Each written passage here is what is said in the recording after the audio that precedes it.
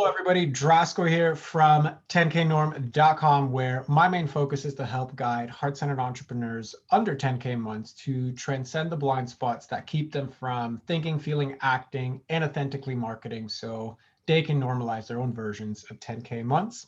And on today's episode, we have another Real Talk segment where I bring in a heart-centered entrepreneur on their way to their own 10K norm. And we have some real talk about what's currently their biggest challenge towards their 10K norm.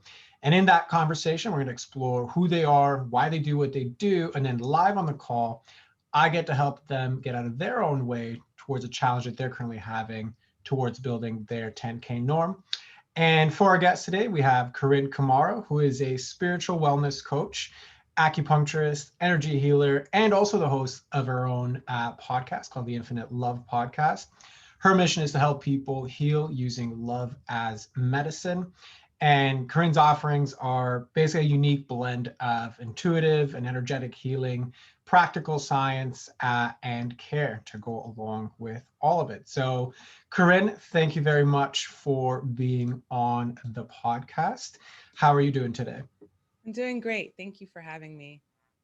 Absolutely. And, I know I noted this before we started the recording, but just reading the intro and how rooted it is in love and care. I think it's very appropriate that in the back on your wall, you have, you are so loved. So, I just want to also on the recording commend you for being the first one with like a decal on their wall to be on the recording. So what I would love to get into is, I have an idea of kind of what you do and, that you're obviously very intuitive and that's what you use as your primary modality to help people. But I'd love to have you break it down for us, who you are, why you do what you do, and all that other good stuff. Okay. Well, you listed all the modalities that I do, and ultimately, it comes down to me always wanting to be a healer and growing up in a family where I never felt loved and I never felt nourished, and I always felt rejected and felt like I wasn't part of a family unit. And I didn't have that sensation or that feeling in school. So I've always felt alone. And I ultimately became a person that wanted to help others because I don't want people to feel that way. Like I always want people to feel loved and I want people to feel cared about and I want people to feel that their needs are being met. And so over time, I mean, of course, I didn't know that that's what I was looking for until I was in it. So I found acupuncture school because I was working at the acupuncture school as an office manager and I had a cyst on my ovary and I decided to try acupuncture as a way to heal it, and it did. And then I thought it was such an amazing modality that I decided to become an acupuncturist, and that was about 15 years ago, and I've been an acupuncturist for 10 years. And in the last 10 years, I've really started to understand that alternative medicine is a beautiful thing and there's so many aspects of it that's so powerful. Yet the most important thing is really your energetic and your emotional field. It's really about how you feel about yourself and how you feel about others. And that's why I've tagged love as medicine, because without that love piece, it's really hard to do the healing, the inner healing and the outer healing. So I've done it for myself and I'm still a work in progress. I'm still working on feeling more love and feeling more loving and helping my clients and the people that are in my world feel the same. Love that for so many different reasons. Number one, like I have a good friend of mine who's also an acupuncturist, and I know the work that he does, with that modality. I've had acupuncture done. So, I'm aware of it from the receiving end with regards to what it can do. And I love the sentiment you have with regards to the love that we need to bring to healing, right? Like I remember I had another guest on here who healed himself from like a whole laundry list of ailments.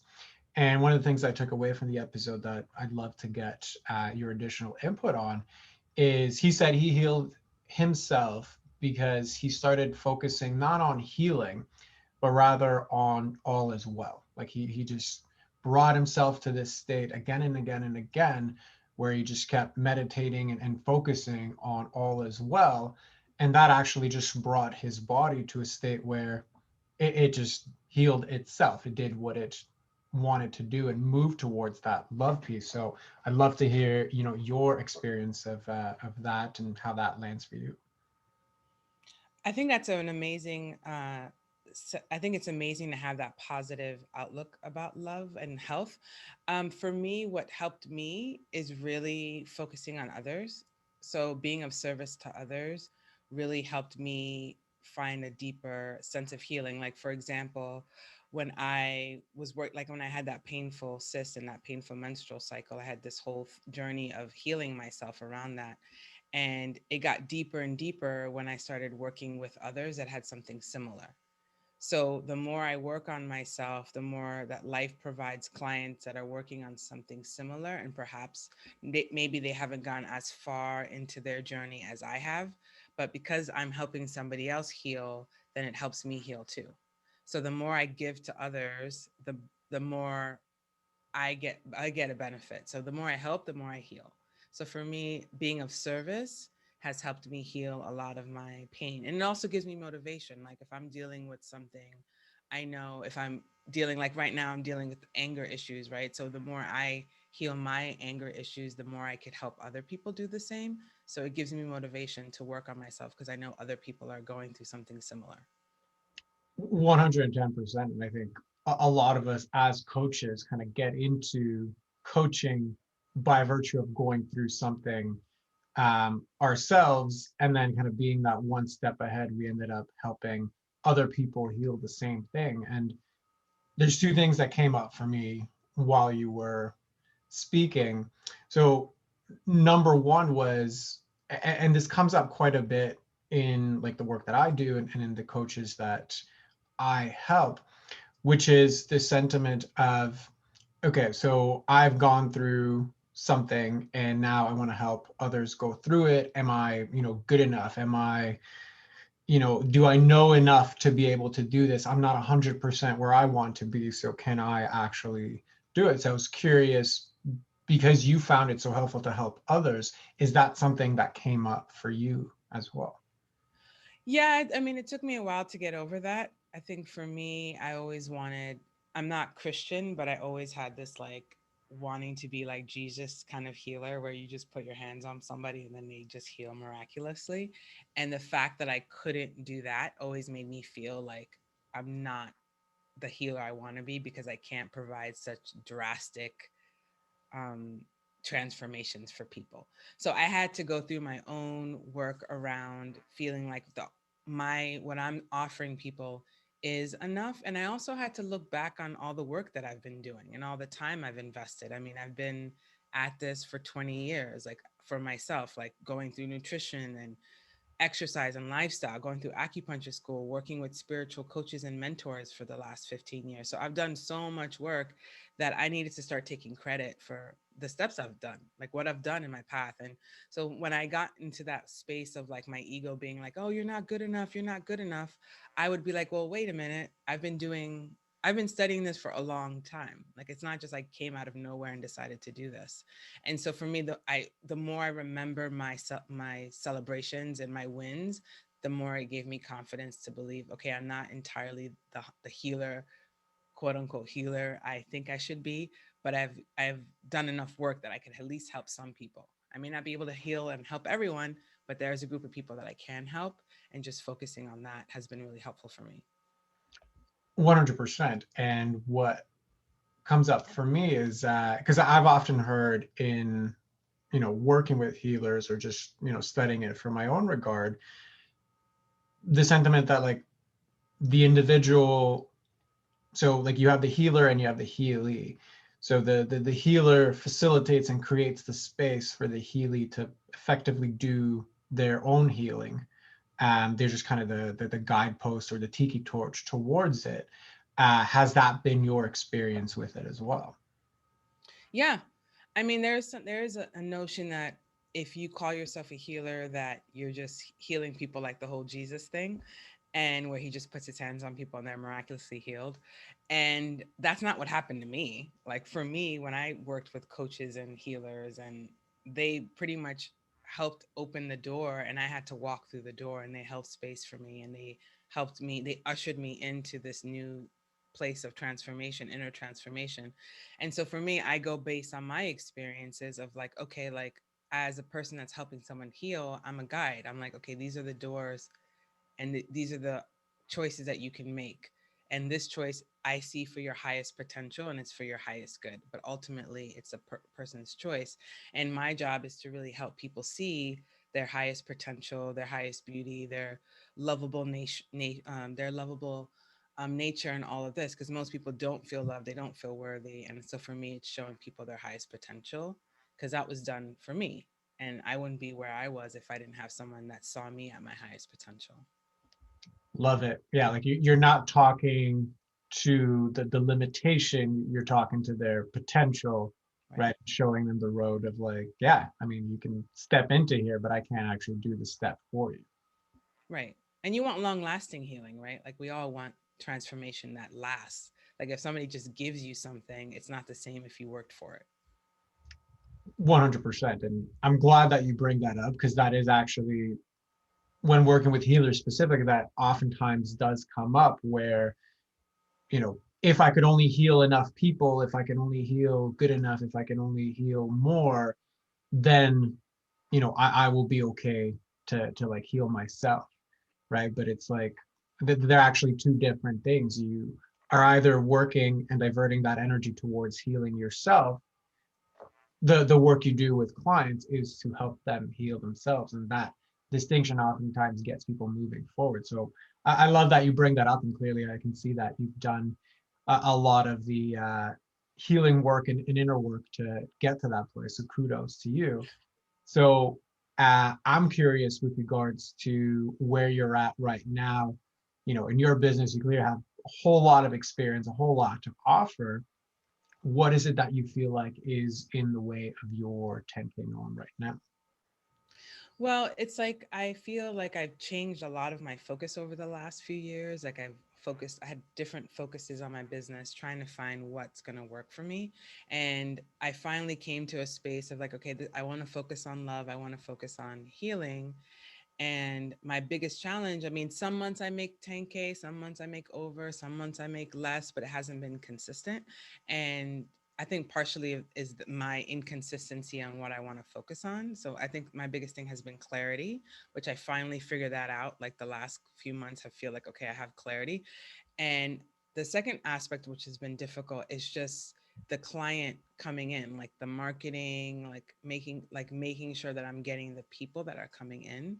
Because I'll get some people and then it flatlines, and I'll get some people and then it flatlines. And I would love to get to a place where I'm getting continuous flow of clients. I mean, I would love to have a wait list and where it's like, okay, I could start to scale and do different things and have bigger offerings with more people, more groups, more things like that. So I feel like it's been a trickling down of clients where I'm wanting more of like a constant stream. Got it. Okay, so walk me through a bit of that because there was like three different things, right? There was the clarity piece, which you said you have more of right now. Yeah. There is the focus piece. I'm like, so what is it that I'm doing? And then there's the, I guess you call it the marketing piece or the inbound leads piece, where it's just not enough. So you said you have clarity now, and that's something that you've been working on for the past few months. So what realization have you gotten to the clarity piece? Well, before, oh, hold on, sorry. Somebody's knocking at my door. Okay, all good.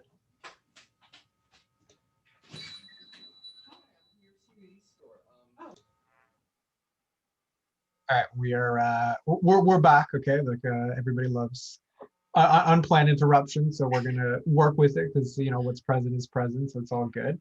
Yeah, so I was asking you about, you said you had the clarity piece, you had the focus Mhm. piece, you had the inbound leads piece. You've gained a lot of clarity recently in the past few months. So what has that clarity been?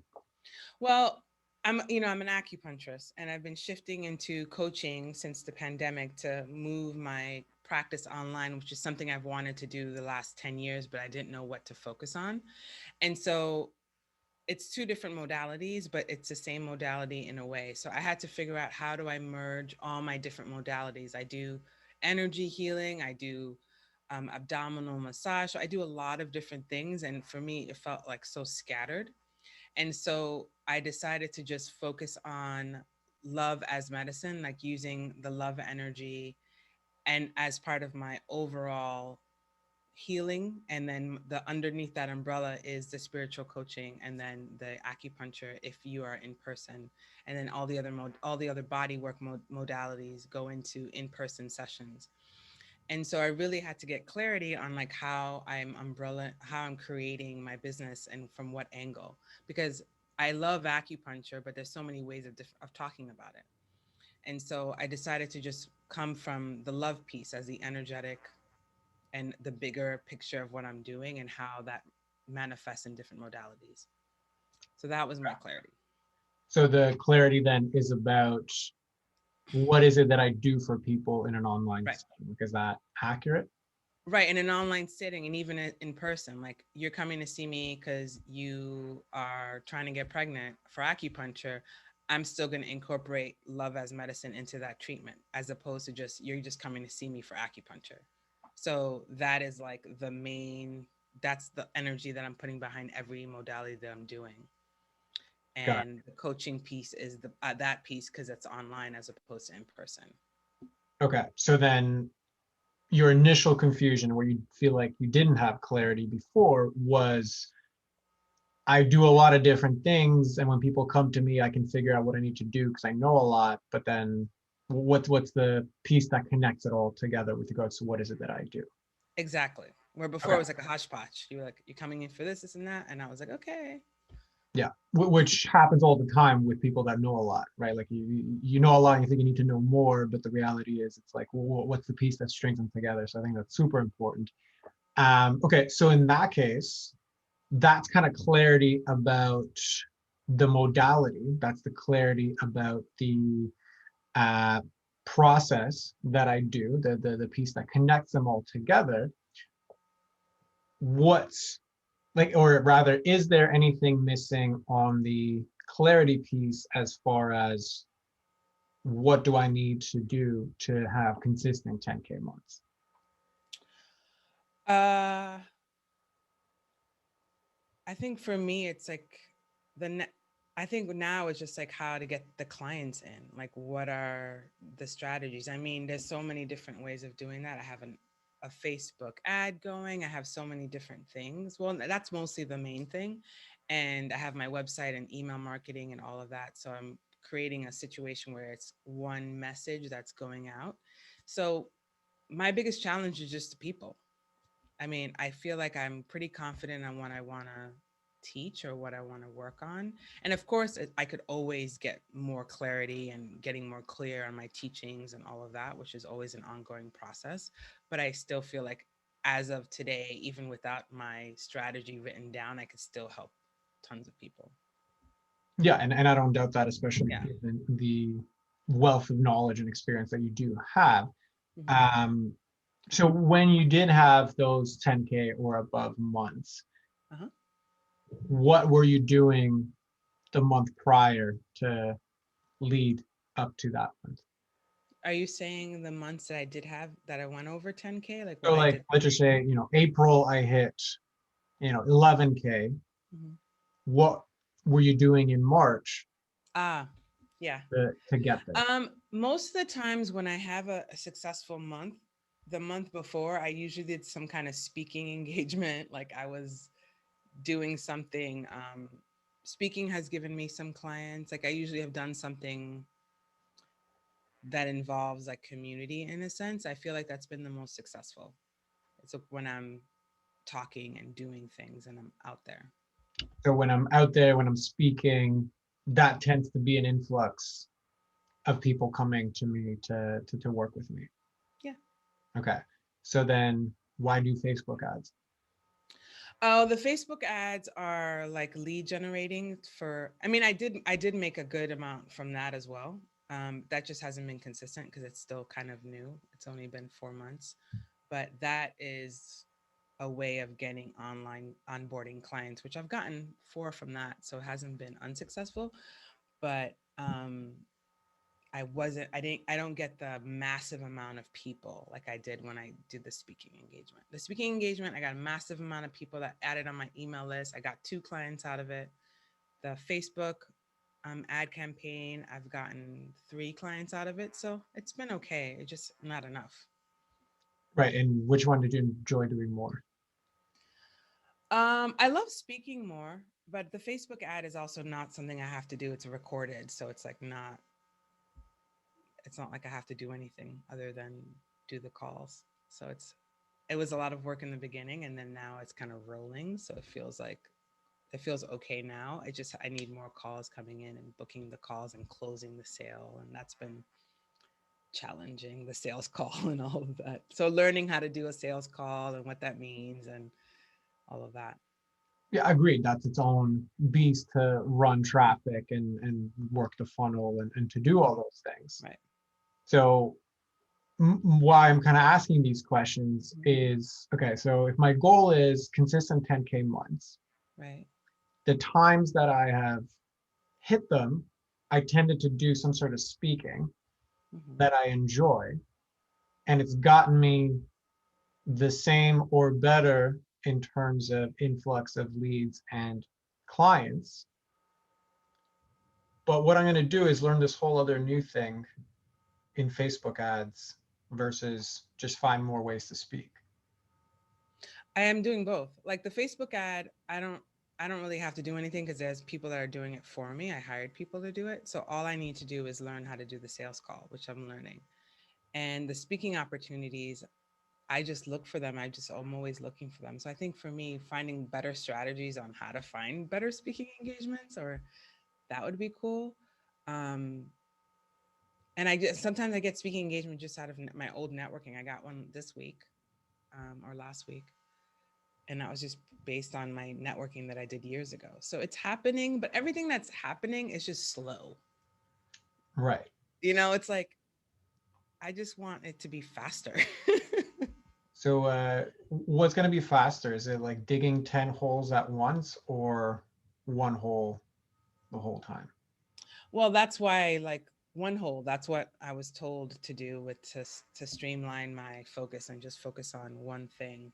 Um, Hence the like love is medicine as opposed to all these other things I was doing. Right, which is the focus of, a message within your modality, Hmm.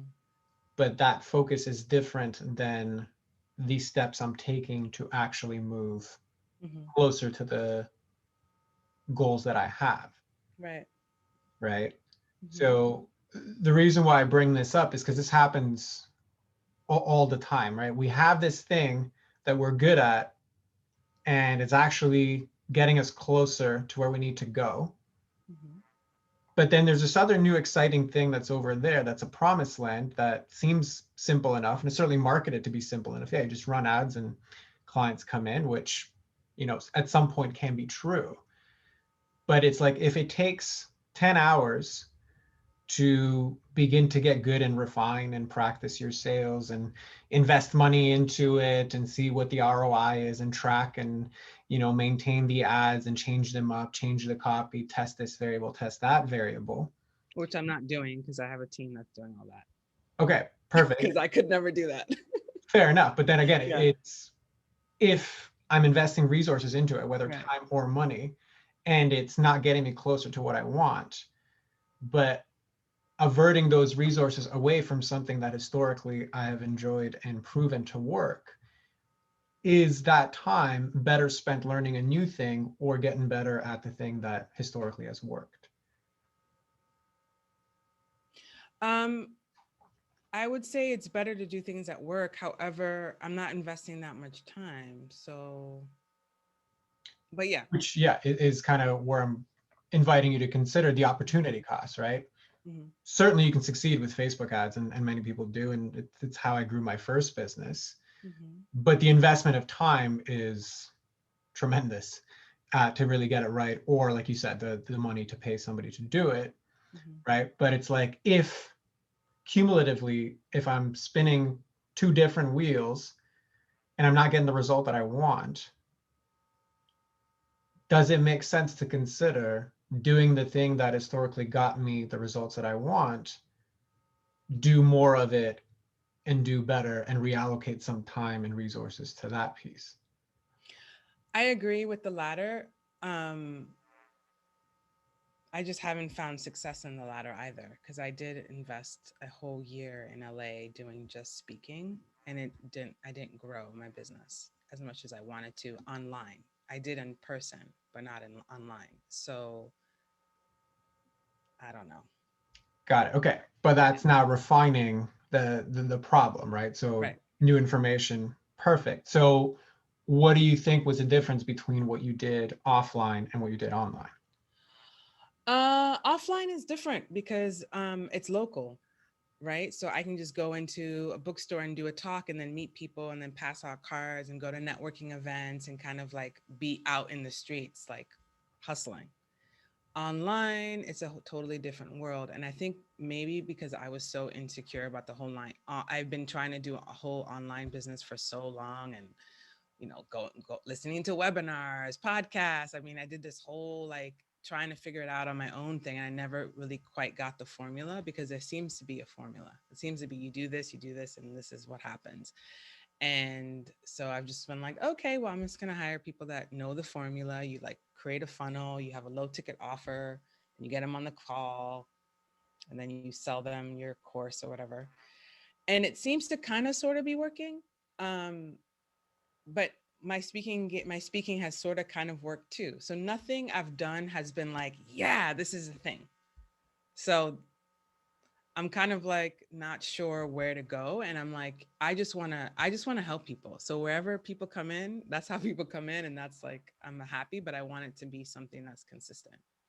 Got it. Okay. So it's like we've had bits and pieces of success in both, but it's like I can't identify what actually led to the success. Right. Okay. Yeah. Got it. So now that becomes a different problem to solve, because if you can identify what was the thing that caused the success, then you can begin to make decisions on, okay, now I need to do more of that. Correct. Okay, perfect. So in that case, when you look at the people, so I'm going to focus on, at least for this line of questioning, on the speaking bits, because you have a very kind of fingertip feel on who you're talking to, what they ask, etc. Whereas Facebook ads, it's a little bit more nebulous in the sense that it's in Mhm. the data. Yeah. So with regards to the speaking, Yeah. the people that you do have that, like when you did it successfully, what was the commonalities amongst those? Most times when people hear me speak and they hear my story, they resonate with what I'm saying. So there's something about my story that resonates with them. They also like my energy. They like my the way I present myself, my voice. There's always like some. I always get comments. I'm like, oh, I really like your presentation. I like your voice. I like your energy. I felt very safe, comfortable, and I feel like you're somebody that could help me. So I feel like I, as a being, am able to sell myself better when you can see me or when you can feel me, which is why I love my podcast. I love talking because I feel like I can sell myself, or I can show people who I am by talking. And of course, the Facebook thing has video and all of that, but it's not the same as an interaction. Even if it's on Skype, right? Or Zoom, if it's a virtual conference, there's still some level of like, this person's here in my face on my camera screen kind of thing. But ultimately, the best of the best is being in person, right? Doing a conference or doing a speaking engagement, being in a panel.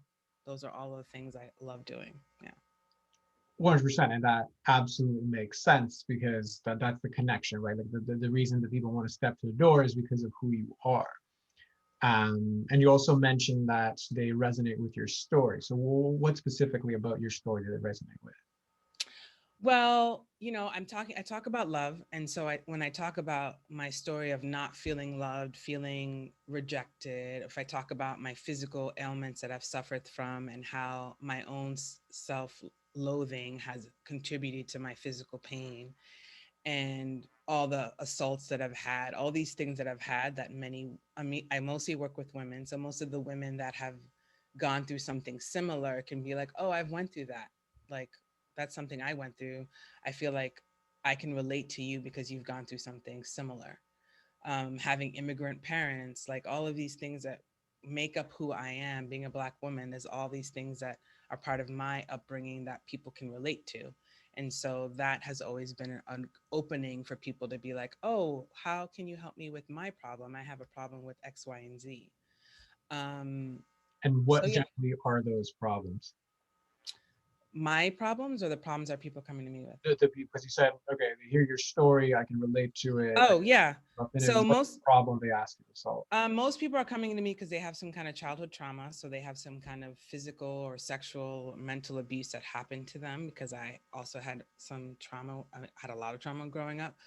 Any kind of menstruation, reproductive challenges, any kind of women's health.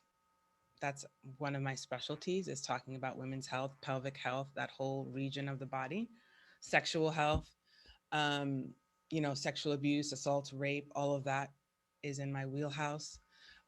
My personal story, and those are a lot of women that are coming to me are in that um, space as well. And then, of course, it's the wanting freedom, wanting to feel good, wanting to feel happy, wanting to find a partner, like wanting to be joyful, all of those things that I've gone through. People also hold on to that as something that could happen for them.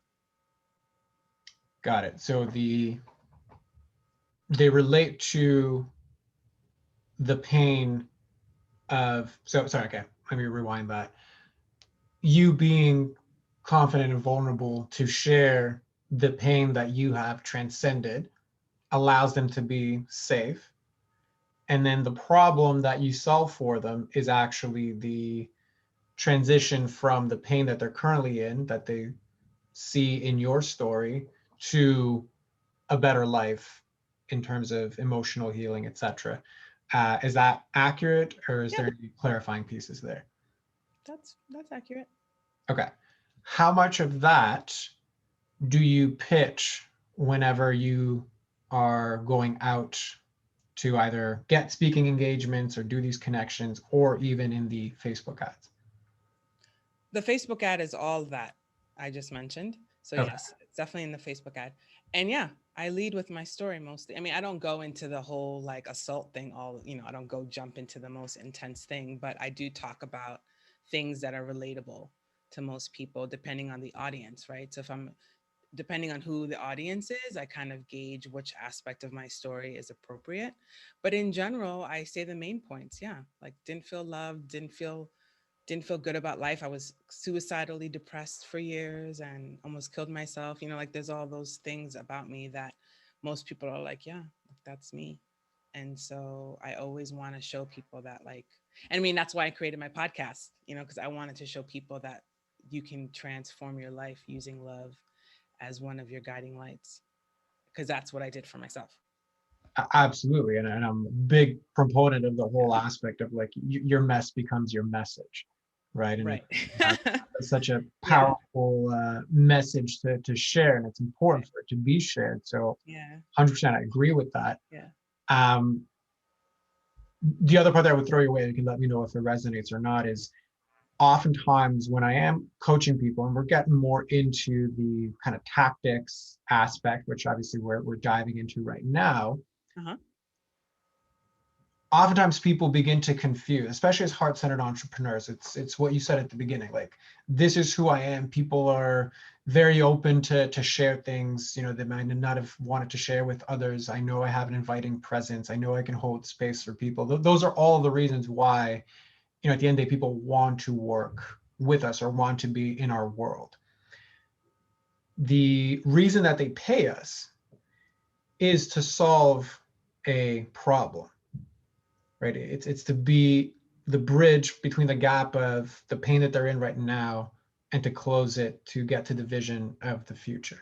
So whether it's to clarify that and then do it, or if they already know it, to just be the bridge, that oftentimes is the case. So in your instance, Mhm. because you mentioned clarity at the beginning with like, okay, so love is medicine. That's true. And I think it is rooted in your modality. But is that something that you also tend to lead with or not? when I'm talking with my clients? Well, in this instance, it's more about talking with prospects or pitching Oh, yourself, etc. yes. Yeah. Okay.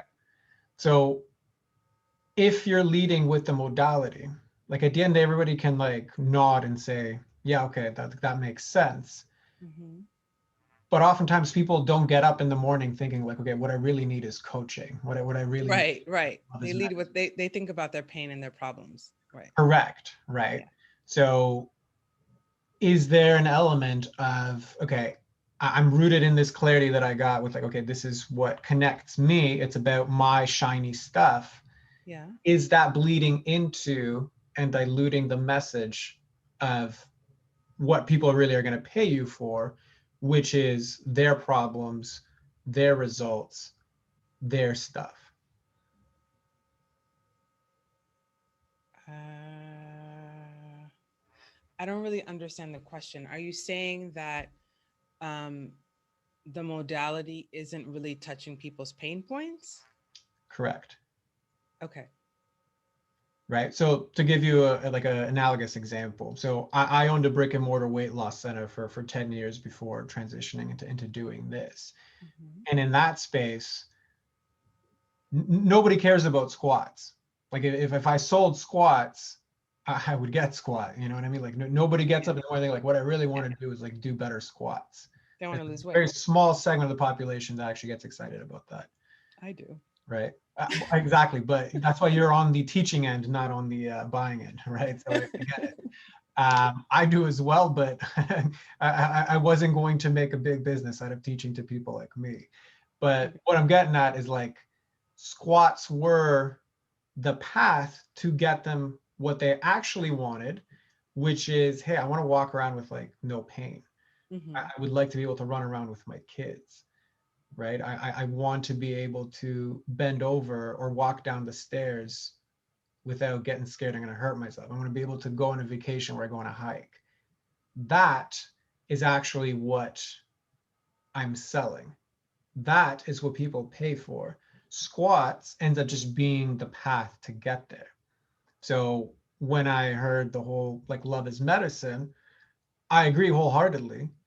Hmm. But is that diluting, the pitch, the promotion, the reach out, where people are wrongly saying that's not for me because I'm leading with that, whereas really what's behind that, and if reframed, might actually be for them. So how does all of that land for you? Um, it makes sense, but I guess I'm just like, I think at least for my ad copy, that's not, the love and medicine is not there. So I totally agree on that part. But I'm just kind of like, I guess I'm trying to understand, like, what are you trying to say? Like, are you saying like when I talk to clients, I shouldn't be talking about it, or?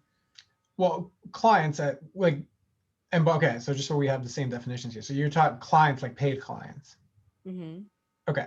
So once people have paid, they've already gone through the commitment decision to work with you. So at Yes, we're that talking, point, your modality becomes extremely relevant. right. So we're So, talking about potential clients. correct, right? Because your problem, as identified at the beginning, is I don't have consistent 10K months. So there's something that we're doing to not generate that, right? And then we kind Mhm. of went into the whole arc of, okay, well, if I speak in front of people right away, I have things improve in the positive direction, right? So it's Mhm. like, okay, well, how can we do more of that? Like if you want to outsource the ads, that is going to take its own time. But then in terms of like the focus piece that you mentioned, like I have clarity, fine. Do I need more clarity to Mhm. do the things that get me the results that I want and ignore the rest, right? Because focus is at the end of the day is about saying no. It's not about saying yes, Mhm. right? If I know what I want, then I got to say no to everything that doesn't move me closer to that. So if I like getting in front of people, I like sharing my story, I like being, because technically the same hustle you mentioned, like, okay, that I did locally, I go to events, I hand out business cards, I go to bookstores, etc. You can do the equivalent online. Like you pitch this person, you go to that person. So it's not really different. It just takes a different form, Right. right? So I guess where I'm getting at is, okay, what is the piece that's standing in the way of doing the things that have been working, and how can we refine it to get better result. So the line of questioning was to just illuminate, is there that level of dilution in the message? Is the pitch maybe needing to be reversed? And or am I just not putting enough emphasis on, the unsexy but proven thing versus the sexy thing? So I guess that's kind of all Got of my it. questions together. Got it. Okay. Okay. So correct. So when I've been pitching, which I haven't done that many, but the ones I have pitched in terms of like sending like media profiles of your picture and what you can talk about, um, I am always talking. Yeah, I do focus on the love is medicine aspect. So you're saying I should be talking more about my story and the pain points. So, and thank you for sharing that, because that is the trap that so many heart-centered entrepreneurs get to. I'm so passionate about modality. I understand what I do for people. I understand how important it is. It is like the be all and end all. But it turns out when we really take a step back, like nobody really cares about that stuff. Like the people you're helping that are in pain, that are in like traumatic situation, they want to get out of their pain. Like they have even such a hard time to imagine what life can be like until they hear your story of like, holy crap, like this woman's been through the ringer that I've gone through and look at where she is right now. That's what I want. The path to get there is love is medicine, but that's only appropriate once somebody has made the commitment that they're going to step up and actually do that. Prior to that, we need to speak to where they are. And where they're at is in a level of pain that your job is to illuminate and say, hey, I can be the lighthouse that's going to guide you to a better version of this. So I want to lead with solving that problem, meeting people where they're at. And but you're creating this, so I'm creating a pitch not necessarily for clients but more for facilitators that would want to bring me on to their platforms to speak. Right. So then it's the same discussion, but now we have to change the audience, right? So that what I just said was more specific. Like if you're talking to Good the advice. audience, if you need to be pitched to get, like if you need to pitch to get onto the platform, Right. then it's okay, so what's in it for this person? Where are they at? So their interests are, I need to bring value to my, like, I need to bring somebody on that's going to make me look good. So Mm-hmm. then the question becomes, how is it like your story, what you offer, how you speak is going to make me look good, Mm-hmm. right? It's going to make my audience say, like, wow, I can't believe you had this person on there. All of that has nothing to do with love is medicine, right? Because Right. that's not within my interests, Right. right? So does that part make sense? Okay, that makes sense. So like so all the like newsletters, blogs, everything that's geared towards my potential clients would be talking about their pain points and then incorporating my stories and different aspects of my modality that can help them to give them a taste of what I do. Correct. So if you're talking to like your potential Right. clients, then it really becomes, how do I make them feel seen? How do I make them feel heard? How do I make them feel not alone?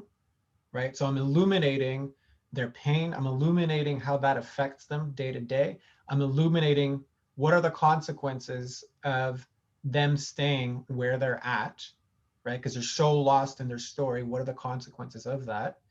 Okay. When they show additional interest, it's like now they're on a kind of secondary level of awareness. Like, oh, I want out. How can I do that?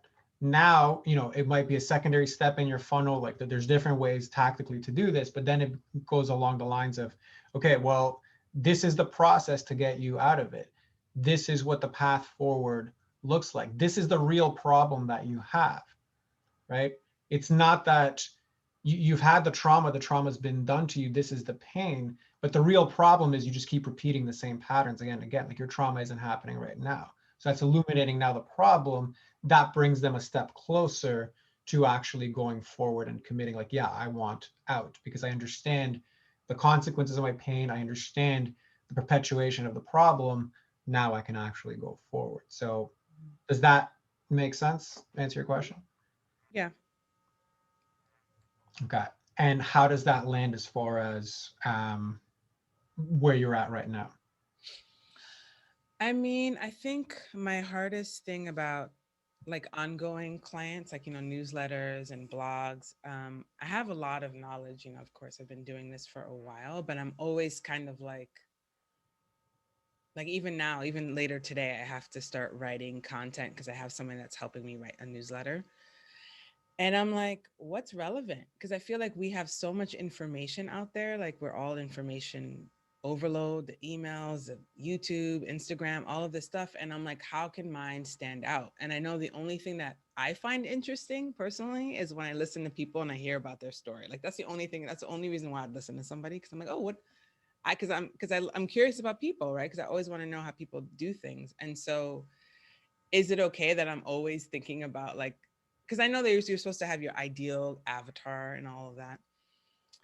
I've never been able to wrap my mind around that. It's been hard. I did all that. I've done exercises. I've written down my ideal client. I've done that multiple times, but then I still can't get past this. Like, well, I, I feel like in a lot of ways, like I'm kind of like my ideal client in a sense. Not, not entirely, but there's this aspect of like, and all my clients literally have aspects of me. I'm like, oh yeah, I've done that. That's yeah, I've had that same thought. And I don't necessarily know if that makes me if that's good or not, but either way, like I feel like me sharing my story makes me feel like the most authentic. And so I've been wrapping around aspects of my story and how I can incorporate content around that and use that as my content that I share with clients. And I would agree with you 100%. And just to kind of add to what we were talking about before, are you talking to them from you as the healed version of yourself now? Or are you sharing your story to relate to where they're at in their pain and journey? Both. Okay. So both more it's like, okay, hey, this is what happened to me. Um, and I was going through all of this craziness and this is what I did and this is where I'm at now. Okay. Yeah. So, okay, let me rephrase the question. So, from my vantage point, that would be talking about, I had the exact same thought. I was where you were at, and this is Mhm. what life is like now. Right. So, great, you're meeting them where they're at. How much of your content and messaging then is talking about love is medicine? Well, it's in the whole thing because it's like it's incorporated in the story because that's part of my healing journey. So the is medicine. It's not like I said, it's not like I'm writing, oh, love is medicine and this is what happened. It's more like this is part of my journey. I had to learn how to love myself so my menstrual cramps went away. Like it wasn't like a conscious like I didn't say I want my menstrual cramps to go away. So love is medicine. Like no, it's like this is what I did and this is the result and I'm just showing people like, oh, this is what I did and how I incorporated love as a form of healing. Got Does it. that answer Okay. your question? Yeah, no, it definitely does. So, without looking at like the specifics of the content and the messaging, et cetera, like I know this conversation is a little bit nebulous. Yeah. What I would invite you to look at is when you go back through and you look at the metrics of everything that you've sent, Yeah. take a look at like what performs the best versus what performs the worst. And in what performs the best, how much of that is really rooted in speaking to where my ideal person is at? How much of it is rooted in like helping them feel seen and heard and like the problem behind the problem? Uh-huh. Am I speaking to that versus content that might be speaking to, how I'm experiencing love is medicine right now? Okay, so you're saying that the former is where I need to be at? That would be my guess. Like I'm not going to say it is without looking at any of like your data. That would just be my guess based off of not just the marketing that I've done for like my businesses, but also for the clients. It's Mhm. that there's probably this level of disconnect where Right. you're so good at what you do that you end up taking the technician frame and forget that I'm speaking to somebody who I was, whatever, 5, 10 years ago, however long Okay, ago, I you see what you're know? saying. But I need then, to speak to that person in the way that resonates to them And that just shows them the next step, which isn't technically healing. Because remember, the next step for somebody that's a prospect isn't to buy from you, it's to book a call with you, Mm-hmm. right? So Right. am I illuminating why they actually even need to do that? Am I illuminating what it's in their interest to do? Am I illuminating what problem they actually have in their life versus the story that they tell themselves? Mm-hmm. Right? That will be my guess based off of what you're talking about. So just talking, I guess for me, I think I'm like, I mean, I'm not sure. Like a lot of the content, I feel like I'm talking about people's pain, but I guess I'm always like not wanting to leave people feeling like, oh, like sad and depressed. And always want to give an uplifting, positive energy around everything I do. Sure. So fair. What I would go back to is see, is that a narrative or does reality support that? Okay. I have to, I.e., yeah. have I actually just sent out something that was like what I consider to be a depressive piece and seen absolute crickets or like hate mail sent my way? Because if that's the case and you did it, 3, 10 times or whatever, I'd be like, yeah, okay, then that makes sense. Mhm. But if it's a narrative that's stopping me from sending it out, now you're doing yourself a disservice by trying out something that might actually help people. Because the other part you also have to remember, when somebody is in deep pain, like even if you remember your own sentiment of like, I'm in suicidal depression, Mhm. you're so far removed from like a happy-go-lucky attitude that you almost hate it. You're like, I don't care about your happiness. Like I'm in so much pain. Like I just want this to go away. Right. So if that's the people that I want to reach, the best that I can do is send them, this is the pain that you're in. It sounds absolutely horrible. The thoughts you're thinking of, you don't want to share with people. But like, what if it didn't have to be that way? Have you ever practiced what if it could actually be better? If you don't know how to do that, reply back to me. Okay. Mhm. That is a much smaller step than it doesn't have to be that way. Like, let's work together and I'll show you your life can be blissful. It's just Got it. So, get out of here, right? Like I'm nowhere near bliss right now, right? got it. Because it's that little step. So does that make more sense? Yeah. Okay.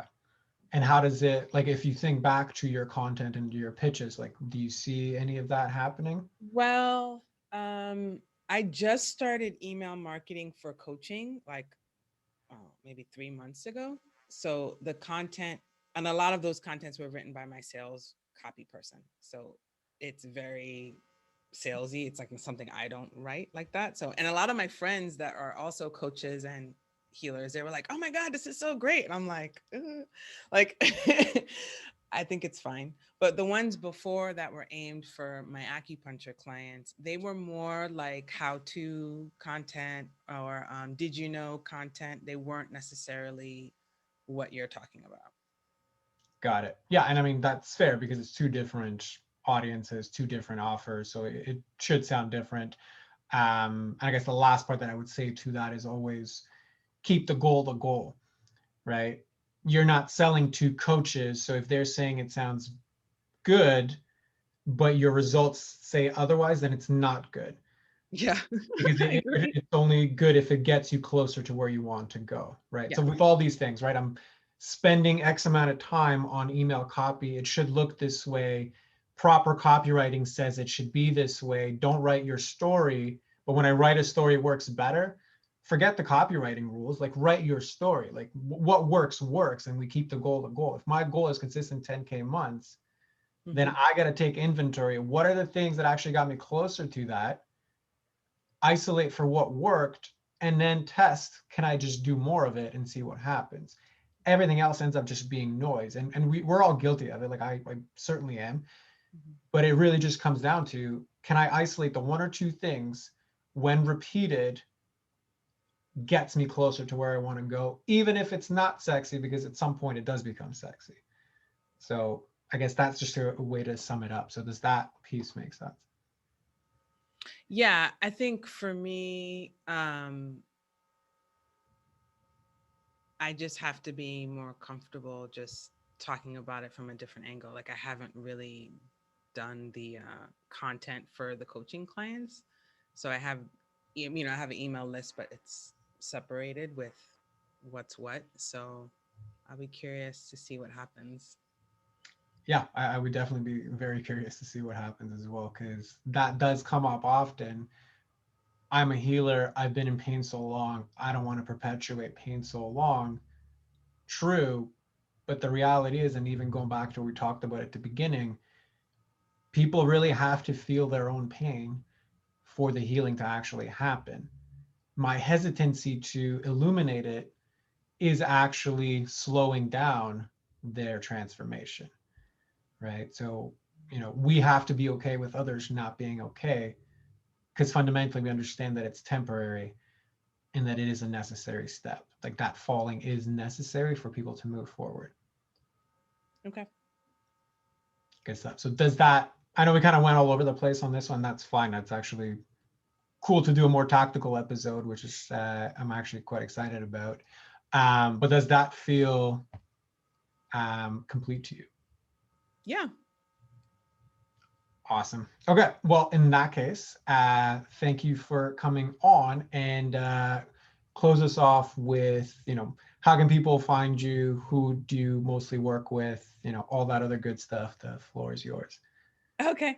I mostly work with women. So I work with women that have anywhere between the ages of 30 and up, really. Women that have gone through very emotional turmoil, very strong emotional turmoils in their life, and they really want to seek self-love, self-confidence. They've gone through an enormous amount of pain, and they want to live a beautiful, abundant life full of love and prosperity. And you can find me on my website, CarineCamara.com. And I'm also on Instagram at Carine J. Camara. And of course, you can always follow my podcast, Infinite Love Podcast, which you can hear stories of multiple people from around the world with different stories on how they transform their life from going from a place of pain into a place of victorious success in whatever they're doing in their life, using love as their guiding principle. Love it. Yeah, we're gonna have all those in the show notes. So, if people want to check you out, they certainly can. But yeah, thank you very much for that. That was great. And yeah, we'll see everybody on the next one.